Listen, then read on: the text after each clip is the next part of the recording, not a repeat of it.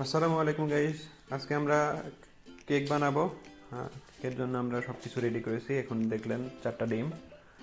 আর coffee flavour করার জন্য আমরা এখানে কিছু কফি নেসকাফে ব্লেন্ড করে নিয়েছি। আমি একটু বাইরে ফেলছিল, ও তুলতেছে। 4টা ডিম, আমার মেয়ে একটা ভাঙলো, এবার ওর মা আরও 3টা। এই টোটাল 4টা ডিম ভাঙা হয়ে গেল। এবারে চিনি দেওয়া পালা। দেখতে পাচ্ছেন আমরা হাফ কাপ পরিমাণ চিনি দিচ্ছি।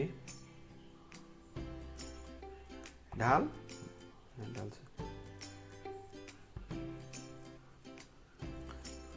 এবারে আমরা সানফ্লাওয়ার অয়েল ইউজ করতেছি, এটা হাফ কাপ। এবার ব্লেন্ড করার পালা। ঠিকঠাক মতো ব্লেন্ড না করলে যেটা হবে যে চিনির দলাগুলা দলাই থেকে যাবে,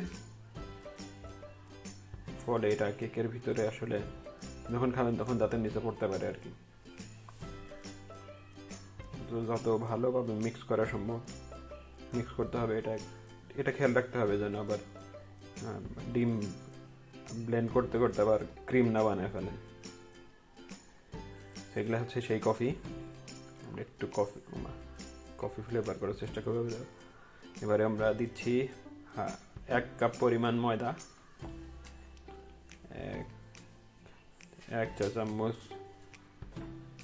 বেকিং পাউডার, 2 চা চামচ দেওয়া হলো কোকো পাউডার। এবারে সেই আসল ভেলকি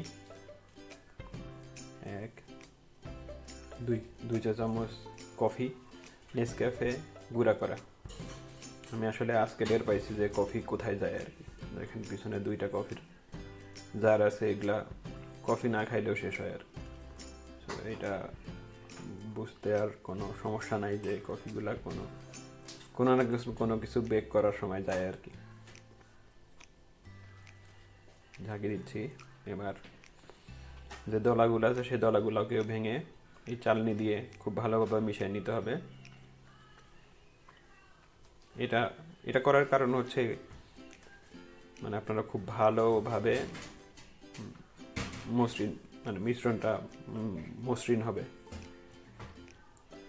কোনো দলা থাকবে না। এবার মিশানো শেষ। এটা একটা সিরামিকের ছাঁচ, এখানে আমরা একটু তেল মাখিয়ে সেটাকে গ্রিস করে নেওয়া যেটাকে বলে। এবার সেই মাখানো ব্যাটার মেয়ে হচ্ছে এখানে ঢালতেছে। যদিও কিছু অংশ আমরা কেটে দিছি আর কি, সে যেটা করছিল সেটা দেখানোর মতো না আর কি। বাট এটা খুব ভালো ট্রাই করছে আর কি। শি ইজ লার্নিং এ লট। এটা খেলনা। ওখানে দেখছেন লাল লাল যে কালারটুকু দেখলেন, নেইল পলিশ ফেলছিল। আচ্ছা, যাই হোক, 170 ডিগ্রি সেলসিয়াস তাপমাত্রায় ওভেনটাকে প্রিহিট করার পরে আমরা সেটাকে 25 মিনিট 150 ডিগ্রি সেলসিয়াসে বেক করছি। এবারে কেকটা কাটার পালা। মা মেয়ে 2জন মারামারি করে সেটাকে কাটার চেষ্টা করবে। যাই হোক, মেয়ে 2 হাত লাগাইলো, হলো না। এবার 3 নম্বর হাত ওর মায়ের। অবশেষে আমার মেয়ে সেটাকে ক্ষান্ত দিছে, ওর মা কাটলো। আমার মেয়ে এটাকে নিয়ে ভাগছে। যাই হোক, এবারে দেখেন বেশ স্পঞ্জি হয়েছে। যাই হোক, সবার যদি ভিডিওটা ভালো লাগে তাহলে শেয়ার করবেন, লাইক দিবেন, সাবস্ক্রাইব করবেন চ্যানেলে। এটা একটা অনুরোধ, সেটা আপনারা অবশ্যই দেখবেন। Thank you.